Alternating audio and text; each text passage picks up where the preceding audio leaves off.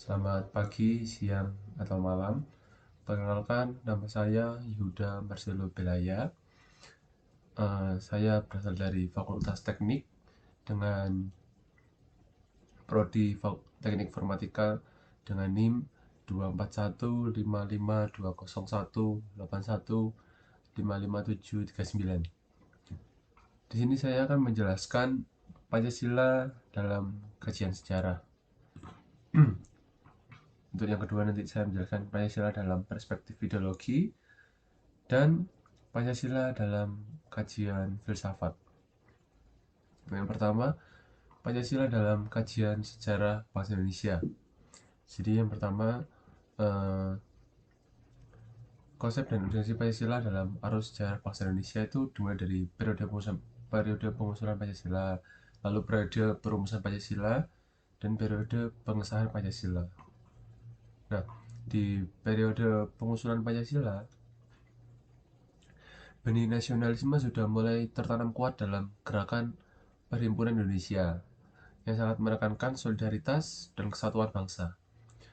Perhimpunan Indonesia menghimbau agar segenap suku bangsa bersatu teguh menghadapi penjajahan dan keterjajahan. Lalu juga diikuti dengan lahirnya Sumpah Pemuda di tanggal 28 Oktober 19, di tahun 1928 merupakan momen perumusan diri bagi bangsa Indonesia. Nah, untuk periode perumusan Pancasila sendiri itu, yang pertama, perumusan Pancasila pada awalnya dilakukan dalam sidang BPUPKI.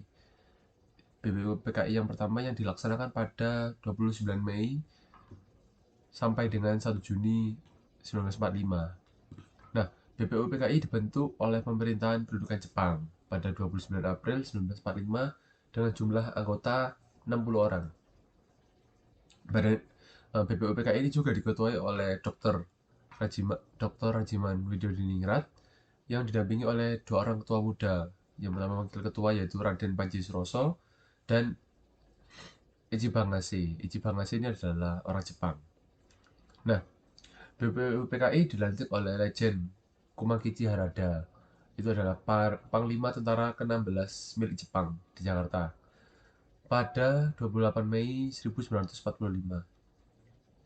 Sehari setelah dilantik, 29 Mei 1945, dimulailah sidang pertama dengan materi pokok pembicaraan itu tentang calon dasar negara. Sidang tersebut menampilkan beberapa pembicara. Yang pertama adalah Muhammad Yamin, lalu Insinyur Soekarno, Ki Bagus Hadikusumo, dan juga Supomo. Keempat tokoh tersebut menyampaikan usulan tentang dasar negara menurut pandangannya masing-masing. Nah, di sesi pertama sidang BPUPKI, di sesi ini itu pertama persidangan BPUPKI dilaksanakan pada 29 Mei sampai 1 Juni 1945 tadi. Nah, beberapa anggota dimintai untuk menyampaikan usulan mengenai bahan-bahan konstitusi dan rancangan atau sebagai blueprint negara Republik Indonesia yang akan didirikan tanggal 29 Mei 1945. Nah, Muhammad Yamin menyampaikan usul dasar negara di hadapan sidang pleno BPUPKI, baik dalam pidato maupun secara tertulis yang disampaikan kepada BPUPKI. Selanjutnya, saya akan memberikan rumusan ide dasar negara menurut Muhammad Yamin. Jadi Muhammad Yamin memberikan dasar negara yaitu yang pertama peri kebangsaan, peri kemanusiaan, peri ketuhanan, peri kerakyatan, yang dalamnya adalah pemusyawaratan, perwakilan, dan kebijaksanaan, dan juga kesejahteraan rakyat atau keadilan sosial. Nah, itu adalah usulan dari Muhammad Yamin. Lalu untuk usulan dari Profesor Supomo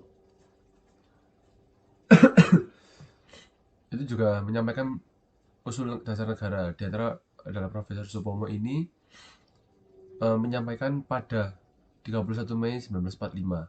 Supomo menggunakan teori-teori negara sebagai ada tiga. Jadi Profesor Supomo menggunakan teori negara ada 3 poin. Yang pertama adalah teori negara perseorangan atau individualis. yang diajarkan oleh Thomas Hobbes, juga J.J. Rose dan Jelaski. Teori negara kelas yang diajarkan oleh Karl Marx, Engels, dan Lenin. Juga yang terakhir adalah paham negara integralistik yang diajarkan oleh Spinoza. Ide Supomo mengenai dasar negara Indonesia itu tentang persatuan, kekeluargaan, keseimbangan lahir dan batin, musyawarah, dan keadilan rakyat. Juga untuk tokoh ketiga yang mengusulkan dasar negara adalah I.R. Soekarno. I.R. Soekarno menyampaikan gagasannya mengenai dasar negara Indonesia itu pada 1 Juni 1945, yang kemudian dikenal dengan Hari Lahir Pancasila. Beliau mengusulkan dasar negara terdiri atas 5 prinsip. Yang pertama itu nasionalisme atau kebangsaan Indonesia. Yang kedua, internasionalisme itu adalah berkemanusiaan, mufakat tentang demokrasi, dan kesejahteraan sosial, dan ketuhanan yang Maha Esa. Jadi, ketuhanan yang berkebudayaan. 5 prinsip tersebut kemudian diusulkan oleh Soekarno agar diberi nama Pancasila. Lalu ada usulan-usulan blueprint negara Indonesia telah dikemukakan anggota-anggota BPUPKI pada sesi pertama yang berakhir pada tanggal 1 Juni 1945. Jadi selama reses antara 2 Juni sampai 9 Juli 1945, 8 orang anggota BPUPKI ditunjuk sebagai panitia kecil yang bertugas untuk menampung dan menjelaskan usul-usul anggota BPUPKI yang telah masuk. Nah, pada 22 Juni 1945, panitia kecil tersebut mengadakan pertemuan dengan 38 anggota BPUPKI dalam rapat informal. Rapat tersebut memutuskan membentuk suatu panitia kecil berbeda, membentuk panitia kecil berbeda. Nah, kemudian dikenal dengan sebutan panitia 9 yang bertugas untuk menyelaraskan mengenai hubungan negara dan agama. Dalam menentukan hubungan negara dan agama, anggota BPUPKI terbelah antara golongan Islam yang menghendaki bentuk teokrasi Islam dengan golongan kebangsaan yang menghendaki bentuk negara sekuler, di mana negara sama sekali tidak diperbolehkan bergerak di bidang agama. Persetujuan di antara dua golongan yang disebut Panitia 9 tercantum dalam sebuah dokumen, atau nama dokumennya adalah Rancangan Pembukaan Hukum Dasar. Lalu di sesi kedua sidang BPUPKI, sesi kedua persidangan BPUPKI yang berlangsung pada 10 sampai 17 Juli 1945 mengenai dokumen Rancangan Pembukaan Hukum Dasar dibahas kembali secara resmi dalam rapat pleno tanggal 10 dan 14 Juli 1945. Dokumen Rancangan Pembukaan Hukum Dasar tersebut dipecahkan dan diperluas menjadi dua buah dokumen berbeda, yaitu Declaration of Independence berasal dari paragraf 1 sampai 3 yang diperluas menjadi 12 paragraf, dan pembukaan berasal dari paragraf 4 tanpa perluasan sedikit pun. Rumusnya yang diterima oleh rapat pleno BPUPKI tanggal 14 Juli 1945 hanya sedikit berbeda dengan rumusan Piagam Jakarta, yaitu dengan menghilangkan kata serta dalam sub anak kalimat terakhir. Rumusan Rancangan Dasar Negara hasil sidang BPUPKI yang merupakan rumusan resmi pertama jarang dikenal oleh masyarakat luas. Lalu selanjutnya adalah sidang PPKI. Sidang PPKI isinya dalam sidang ini menyerahkannya kekaisaran Jepang yang mendadak dan diikuti dengan proklamasi kemerdekaan Indonesia yang diumumkan sendiri oleh bangsa Indonesia. Jadi lebih awal dari kesepakatan semula dengan Tentara Angkatan Dasar, Tentara Angkatan Darat 16 Jepang. Hal ini menimbulkan situasi darurat yang harus diselesaikan. Sore hari, tanggal 17 Agustus 1945, wakil-wakil dari Indonesia daerah Kaikun, itu adalah Papua, Maluku, Nusa Tenggara, Sulawesi, dan Kalimantan, diantaranya adalah Amaramis, menemui I.R. Soekarno, menyatakan keberatan dengan rumusan dengan kewajiban menjalankan syariat Islam bagi pemeluk-pemeluknya untuk ikut disahkan menjadi bagian dasar negara. Untuk menjaga integrasi bangsa yang baru diproklamasikan IR Soekarno segera menghubungi Muhammad Hatta dan berdua menemui wakil-wakil golongan Islam. Semula, wakil golongan Islam diantara adalah Teuku Muhammad Hasan, Mr. Kasman Singo dan Ki Bagus Hadikusumo. Keberatan dengan usul penghapusan itu setelah diadakan konsultasi mendalam. Akhirnya mereka menyetujui pergantian rumusan ketuhanan dengan kewajiban menjalankan syariat Islam bagi pemeluknya dengan rumusan ketuhanan yang Maha Esa sebagai sebuah emergency exit yang hanya bersifat sementara dan demi keutuhan Indonesia. Pagi harinya, tanggal 18 Agustus 2045, usul penghilangan rumusan dengan kewajiban menjalankan syariat Islam bagi pemeluk-pemeluknya dikemukakan dalam rapat pleno PPKI. Selain itu, dalam rapat pleno terdapat usulan untuk menghilangkan frasa menurut dasar dari Ki Bagus Hadikusumo. Selanjutnya juga Konstitusi RIS, pendudukan wilayah Indonesia oleh Nika menjadikan wilayah Republik Indonesia semakin kecil dan tersesak. Akhirnya pada akhir 1949, Republik Indonesia berpusat di Yogyakarta. Terpaksa menerima bentuk negara federal yang disuruhkan pemerintah kolonial Belanda dengan nama Republik Indonesia Serikat atau RIS dan hanya menjadi sebuah negara bagian saja. Walaupun UUD yang disahkan oleh PPKI pada 18 Agustus 1945 tetap berlaku bagi RI Yogyakarta, namun RIS sendiri mempunyai sebuah konstitusi federal, yaitu konstitusi RIS sebagai hasil pemufakatan seluruh negara bagian dari RIS. Lalu juga ada Pancasila era Orde Lama. Jadi yang pertama masa demokrasi liberal tahun 1950 sampai 1959.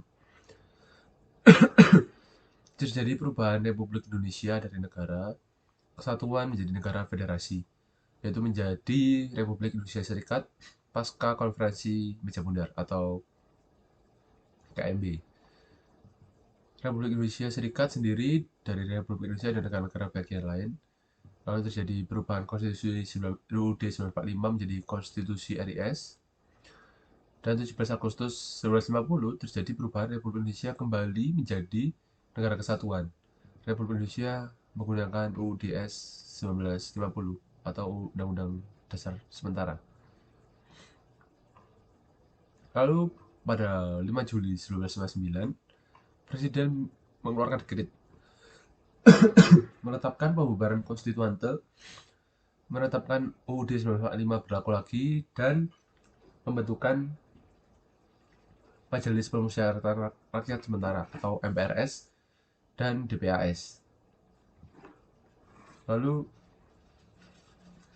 demokrasi terpimpin. Soekarno mempersepsikan pemerintahan sosial sebagai demokrasi terpimpin. Soekarno diangkat menjadi presiden seumur hidup oleh MPRS melalui TAP MPRS nomor 3 MPRS tahun 1963. Pancasila sebagai satu-satunya alat pemersatu dan jawaban terhadap persoalan bangsa atau jadi ideologi negara. Pancasila ditafsirkan ke dalam Manipol Usdek. Lalu Pancasila di era Orde Baru, terjadi peristiwa G30S PKI menandai melemahnya legitimasi kekuasaan Presiden Soekarno. Turunnya surat perintah 11 Maret atau Super Semar semakin memperkuat posisi politik Jenderal Soeharto. Pada awal tahun 1967, Soeharto dilantik MPRS sebagai presiden menggantikan Soekarno. Pancasila pada masa Orde Baru menjadi doktrin dan harus dijalankan secara murni dan konsekuen. Pancasila dimaknai menjadi 36 butir implementasi Pancasila.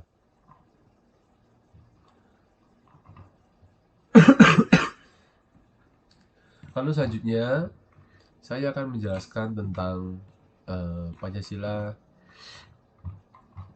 sebagai ideologi. Kehadiran negara bagi warganya merupakan hal penting. Negara hadir sebagai wujud wadah politik bagi seluruh warganya yang berkeinginan untuk mendapatkan kehidupan terbaik. Hal ini pula diharapkan oleh seluruh masyarakat Indonesia. Indonesia merupakan negara yang dikenal sebagai negara Gemah Ripah Lojinawi atau adil dan makmur. Negara yang diharap mampu mengantarkan seluruh rakyatnya menikmati keadilan dan kemakmuran bersama. Jadi pertama beberapa tujuan negara yang penting dicapai. Yang pertama adalah melindungi masyarakat dan bangsa dari berbagai bahaya kehancuran yang datang dari luar. Melindungi masyarakat dari kehancuran yang berasal dari dalam karena pertentangan warga sendiri, dan cara menegakkan hukum untuk memelihara keadilan antara para warga. Lalu mempertinggi dan menyelenggarakan kesejahteraan umum dan memajukan kebudayaan. Tujuan negara ini dirangkum oleh Charles E. Merriam.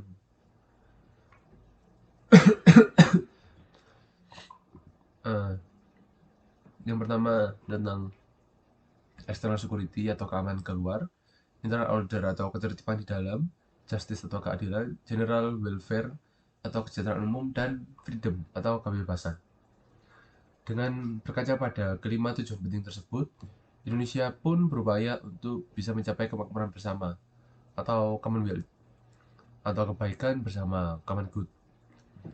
Undang-Undang Dasar 1945 juga telah memuat amanat terkait tujuan negara Indonesia, yakni untuk melindungi segenap bangsa Indonesia dan memajukan kesejahteraan umum, mencerdaskan kehidupan bangsa, serta ikut melaksanakan ketertiban dunia yang berdasarkan kemerdekaan, perdamaian abadi, dan keadilan sosial dengan berdasar kepada Ketuhanan Yang Maha Esa, kemanusiaan yang beradab, bersatu Indonesia, kerajaan dipimpin oleh hikmat, kebijaksanaan, dalam permusyawaratan perwakilan, serta dengan mewujudkan keadilan sosial bagi rakyat Indonesia. Pancasila sebagai sebuah ideologi harus mampu berperan dalam menjamin bahwa tujuan negara Indonesia dapat tercapai. Indonesia adalah organisasi tertinggi bagi seluruh rakyatnya, sehingga penyelenggaranya harus dapat dirancang secara tepat.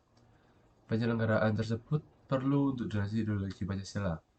Pancasila sebagai ideologi merujuk pada kelima sila sebagai landasan kehidupan berbangsa dan bernegara. Sila Ketuhanan Yang Maha Esa menjadi landasan politik hukum dengan basis moral agama. Sila kemanusiaan yang adil dan beradab menjadi landasan pelaksanaan politik hukum yang menghargai dan melindungi hak-hak asasi manusia yang non-diskriminatif. Sila Persatuan Indonesia menjadi landasan politik hukum untuk mempersatukan seluruh unsur bangsa yang ada dengan berbagai ikatan primordialnya. Sila kerakyatan yang dipimpin oleh hikmat kebijaksanaan dalam permusyawaratan perwakilan menjadi landasan politik hukum dengan meletakkan kekuasaan di bawah kekuasaan rakyat atau demokratis. Dan sila terakhir kelima, keadilan sosial bagi seluruh rakyat Indonesia menjadi landasan politik hukum pada kehidupan masyarakat yang berkeadilan sosial sehingga masyarakat yang lemah secara sosial dan ekonomi dapat memiliki jaminan hidup layak serta tidak ditindas mereka yang kuat dengan sewenang-wenang. Proses pelaksanaan ideologi Pancasila perlu untuk ditata sedemikian rupa sehingga dapat terwujud dengan sempurna. Dari nilai ideologi inilah kemudian perlu dilakukan operasionalisasi nilai-nilai Pancasila sehingga dapat diejawantahkan dalam kehidupan bermasyarakat, berbangsa, dan bernegara. Ideologi Pancasila yang dinamis akan memungkinkan adanya pembaruan dalam aktualisasi nilai Pancasila. Pembaruan ini bukan berarti merubah nilai dasar yang ada dalam Pancasila. Hakikat pembaruan dalam Pancasila adalah adanya upaya perbaikan pemaksaan dari dalam dan melalui sistem yang ada. Pembaruan ini lebih pada mengandaikan terjadinya dinamika internal dalam diri Pancasila itu sendiri, bukan dengan mengubah nilai dasarnya. Ideologi Pancasila dengan segala dinamikanya sangat mungkin mengalami pembaruan terus-menerus. Pembaruan ini tidak selalu bersumber dari satu sisi atau dari dalam diri Pancasila. Pembaruan ini bisa disebabkan oleh pengaruh dari luar, seperti dinamika atau proses perubahan yang berlangsung dan bersentuhan dengan ideologi ini. Pancasila mencakup nilai yang luas, sehingga peristiwa yang terkorelasi dengan realitas pada aktualisasi Pancasila dapat menyesuaikan diri. Selanjutnya adalah konsep Pancasila sebagai sistem filsafat.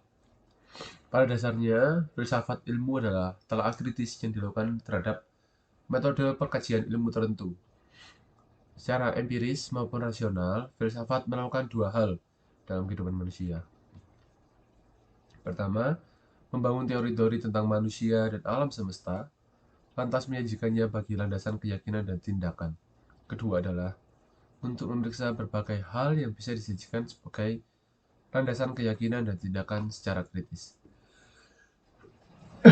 Jika merujuk pada definisi filsafat, kita bisa merujuk pandangan Titus, Smith, dan Nolan yang mendefinisikan filsafat berdasarkan watak dan fungsinya. Pertama, filsafat merupakan sekumpulan sikap dan kepercayaan terhadap kehidupan dan alam yang biasanya diterima secara tidak kritis atau arti informal. Kedua, filsafat merupakan suatu proses kritik atau pemikiran yang dilakukan terhadap kepercayaan dan sikap yang sangat dijunjung tinggi atau arti formal. Ketiga, filsafat merupakan usaha mendapatkan gambaran keseluruhan, yaitu arti komprehensif. Lalu arti analisis linguistik adalah filsafat merupakan analisis logis bahasa serta penjelasan mengenai arti kata dan konsep. Lalu kelima, arti aktual fundamental. Filsafat merupakan sekumpulan problematik yang secara langsung memperoleh perhatian manusia dan dicarikan jawabannya oleh ahli-ahli filsafat. Jadi, merujuk pada pengertian tersebut, kita tuh bisa menyebut bahwa Pancasila adalah suatu sistem filsafat. Alasan Pancasila disebut sebagai sistem filsafat didasari beberapa hal. Yang pertama, kita bisa menilik kembali sidang BPUPKI yang tanggal 1 Juni 1945, tadi bahasan pertama. Soekarno memberi judul pidatonya dengan filosofis ke Kroonslag atau filsafat negara. Daripada Indonesia merdeka. Jadi filosofis ke Kroonslag daripada Indonesia merdeka. Beberapa cuplikan dari pidato tersebut adalah yang pertama, Paduka Tuan Ketua yang mulia. Saya mengerti apa yang Ketua kendaki. Paduka Tuan Ketua minta dasar, minta filosofis ke Kroonslag, atau jika kita boleh memakai perkataan yang muluk-muluk, Paduka Tuan Ketua yang mulia minta suatu Weltan Sjauw. Di atas mana kita mendirikan negara Indonesia itu. Kedua adalah Norbergri menyebutkan bahwa Indonesia adalah hasil permenungan mendalam yang dilakukan oleh para tokoh kenegaraan Indonesia dengan melewati diskusi dan dialog panjang dalam sidang BPUPKI sampai akhirnya tiba pada pengesahan PPKI. Hasil perenungan ini susun sedemikian rupa sehingga sesuai dengan ciri-ciri pemikiran filsafat, yakni koheren, logis, inklusif, mendasar, dan spekulatif.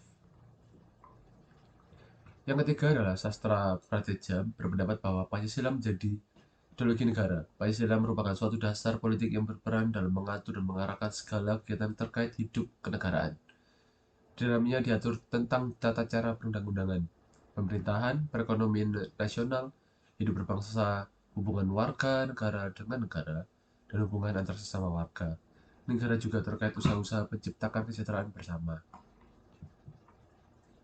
Filsafat adalah suatu konsep yang bersifat teoritis dan abstrak. Filsafat memuat cara pandang dan persepsi terhadap realitas secara mendalam, dengan tujuan untuk mendapat kebenaran. Dengan filsafat, manusia akan mampu menemukan berbagai kemungkinan terhadap pemecahan masalah dalam kehidupan manusia.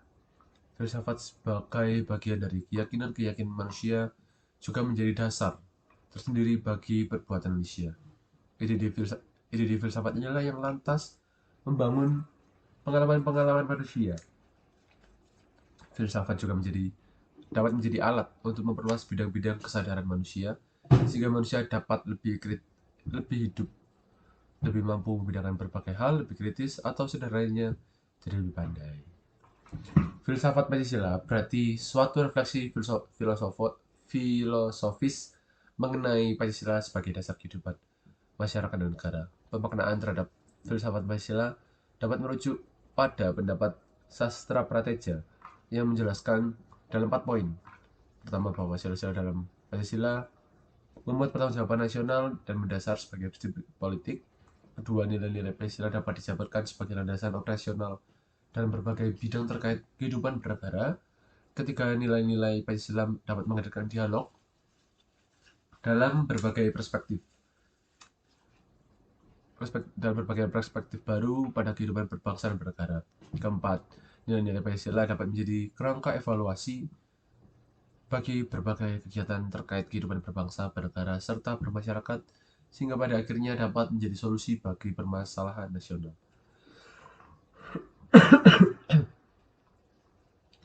Lalu lebih lanjutnya kita bisa melihat bagaimana urgensi terhadap usaha-usaha mengembangkan Pancasila sebagai sistem filsafat. Jadi terdapat beberapa hal penting yang perlu dikaji sebagai usaha pengembangan Pancasila sebagai sistem filsafat. Yang pertama, sebagai bentuk usaha untuk dapat memulihkan harga diri bangsa Indonesia sebagai bangsa yang merdeka dalam politik, yuridis, dan dalam mengemukakan ide-ide pemikiran secara material dan spiritual demi kemajuan bangsa. Sebagai bentuk usaha membangun alam pemikiran dengan landasan nilai-nilai budaya bangsa Indonesia sendiri, akan mampu secara mandiri dengan nilai-nilai aslinya menghadapi berbagai ideologi dunia. Kemudian ketiga, sebagai upaya membangun dasar pijakan dalam menghadapi tantangan globalisasi. Yang keempat, menjadi landasan utama dalam way of life atau way of thinking dari seluruh elemen bangsa Indonesia. Sekian penjelasan saya mengenai Pancasila sebagai kajian sejarah, Pancasila sebagai perspektif ideologi, dan Pancasila dalam kajian filsafat. Terima kasih.